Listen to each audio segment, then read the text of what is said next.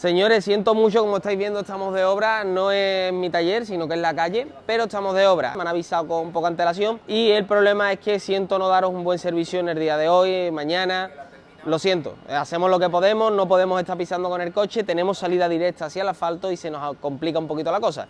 Para que simplemente tengáis un poquito de comprensión, disculparme las personas que os recambio la cita hacia otro día, las personas que estáis llamando y no damos abasto, lo siento mucho, de por sí ya solemos estar muy apretados y muy a piñón y con esto ya hoy estamos fuera de juego, así que lo siento.